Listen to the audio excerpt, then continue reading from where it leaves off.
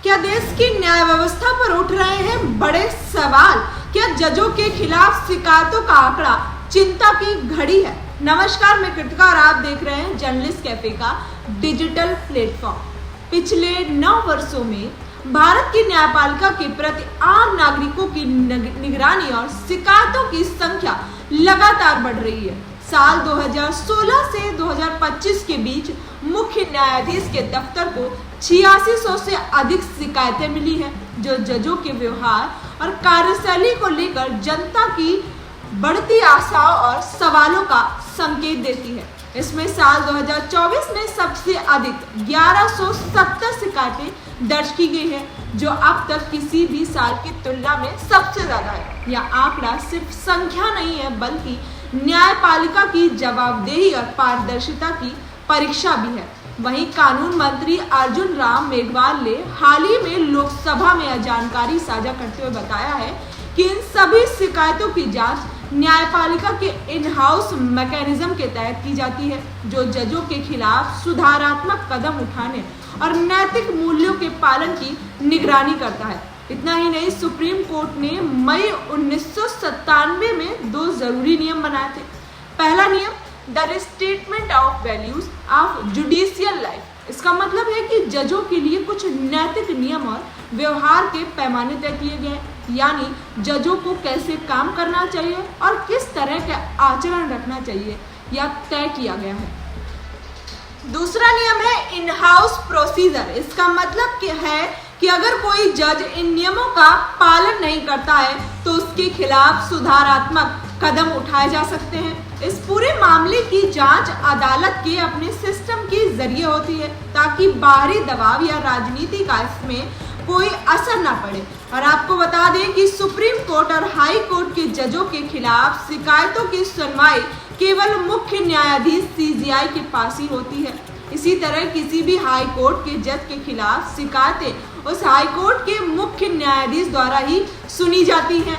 यह सुनिश्चित करता है कि शिकायतों का मूल्यांकन या निपटारा न्यायपालिका की अपनी जिम्मेदारी और नैतिक मानकों के अनुसार किया जाता है।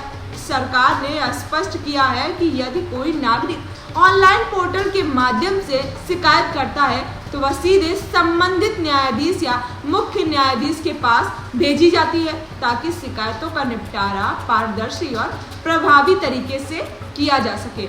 अब बात करते हैं आंकड़ों की। अगर आंकड़ों पर नजर डालें तो साल 2016 में लगभग 729 शिकायतें दर्ज की गई थी। इसके बाद 2017 में 682, 2018 में 1771, 2019 में 1037, 2020 में 518 और 2021 में 686, 2022 में 1012 और 2023 में 977 रही है। यह आंकड़ा दर्शाता है कि न्यायपालिका पर निगरानी बढ़ रही है और जनता अपने अधिकारों के प्रति जागरूक होती जा रही है। इतना ही नहीं, 2024 में 1170 शिकायतें दर्ज होना यह संकेत देता है कि लोगों की अपेक्षाएं न्यायपालिका से लगातार बढ़ रही हैं और वे चाहते हैं कि न्यायाधीश अपने नैतिक और पेशेवर कर्तव्यों का पालन करें। वहीं यह आंकड़ा केवल शिकायतों की संख्या नहीं बताता, बल्कि यह न्यायपालिका की जवाबदेही, पारदर्शिता और सुधारात्मक प्रक्रिया की मजबूती की कहानी भी कहता है। सुप्रीम कोर्ट और हाई कोर्ट ने इन शिकायतों के निपटारे के लिए अपने अंदरूनी सिस्टम को मजबूत किया है, जिससे यह सुनिश्चित हो सके कि न्यायपालिका के उच्च मानक बनाए रखे जाए और जनता का विश्वास बना रहे। यह प्रक्रिया न्यायपालिका की स्वतंत्रता और निष्पक्षता दोनों की रक्षा करती है। साथ ही यह दर्शाती है कि लोकतंत्र में न्यायपालिका और जनता के बीच भरोसा ही सबसे बड़ी ताकत है।